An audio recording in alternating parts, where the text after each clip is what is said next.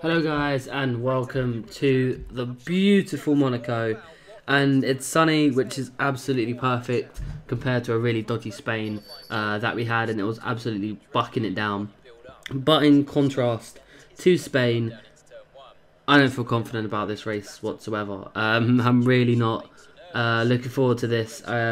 Usually Monaco's a good track for me, but I don't really have a lot of pace on this game around Monaco. I don't know, I feel a bit more, I don't know, vulnerable. I feel like the walls just want to hurt me, and there's nothing I can do about it because the entire track is surrounded by them. But nonetheless, Sebastian Vettel put it on pole. I didn't come anywhere near challenging for pole. I just know that my pace wasn't that good. So P5, again, face value, that looks pretty good, but just in overall confidence, I'm just not confident at all. Not necessarily just in the Renault, but I think just in general. I think I spent the least amount of time around this track, like in qualifying. I mean, obviously it's one-shot qualifying, but still, I don't know. I didn't feel hooked up. I put the maximum downforce setup on as well, which I found that I had so much turning. It was too much, and obviously I was a lot slow on the straights, which you think wouldn't really make much of a difference. But going through the tunnel, start-finish straight, I just didn't have enough speed. And like I said, the turning was just too much. I was just understeering and oversteering everywhere. It wasn't fun. But I mean, P5's not too bad. If we can keep this position, that'll be fantastic. If we can improve on it, that'll be even better. But I can't really see that happening, not round here. Hopefully Singapore will be better later in the year, but this is probably my least comfortable circuit so far in this game. But we can't worry about that. We've got 5 lights and they're gone. Hamilton gets some wheel spin. We get a tad bit of wheel spin, but we don't actually lose positions at all. But we've got Daniel Ricciardo, who's going to be on our inside. We don't actually see him. Bearing in mind, I didn't see the arrows. Not that you can miss them.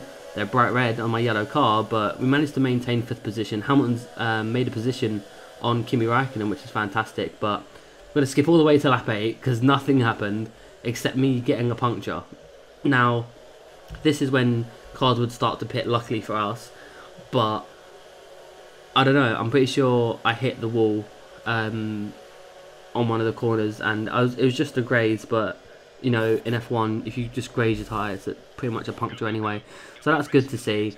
But we're going to come out inside Felipe Massa, similar to the Hamilton incident, except this time we actually maintained where we came out, so that wasn't great. Because everything's going to pants this race. So lap 9, pretty much halfway, and we come out and we're just going to see if we can get past the Red Bull. I think it was of Max Verstappen. There's Max Verstappen now. So we're up into P4, which is, you know, an improvement. So we've jumped someone at some point. I'm not quite sure who. We've jumped someone, but we managed to keep that position and do what we can. But you can just see, like, I'm nowhere near Hamilton or the Ferrari guys. I'm just not comfortable whatsoever. We actually hit the curb, and we're going to be under pressure from Max Verstappen as we come across the start-finish line. We're going to give him a little bit of a squeeze. We're going to actually make contact, and he's going to drag us into the wall, and that is us out of the Monaco Grand Prix. We just got stuck on his tyre, and that was pretty much it. We actually ended up getting stuck on him. We're going to look at it from the spectator cam, and you can see we just make contact and my tyre gets stuck behind his one. When I look on board, you can see I rode that curb like a donkey. Like, it was ridiculous. So I got really bad traction. We're going to go to the left. He's ahead of us. He hits the wall. We go and see our tyre just gets stuck. We can't do anything. So obviously on the impact, it's just going to come straight off. But this is Massa's point of view. He just inherited 4th place. So that's it. That's the Monaco Grand Prix done. I mean, I said I wasn't confident, but I didn't think we was going to crash out. I thought we were just going to slowly drive around the circuit and just keep what was 4th position at that point. But it's disappointing, but I can't say I'm overly surprised at the result. I mean, it was going to happen eventually. I mean, the chances were it was going to happen in Monaco, but this man wins again. I think it's his 3rd win, because he didn't win in Bahrain, Russia, or Spain. So yeah, this is his 3rd win of the season, which is the most amount of wins of any driver. There's Carlos Sainz with his very old helmet, which needs updating, but we won't get into that. He scored some good points for Toro Rosso, which is obviously handy for him. But yeah, Sebastian Vettel second and Hamilton third now, which is kind of interesting because Kimi at one point was in 4th place. So to come from 4th into 1st, there must have been in the pit stops, but fantastic job by Kimi. It's nice that they've got the animations that are on the actual podium for Monaco this year, as opposed to just doing it a little bit below where they're standing now. But not that great of a race for us.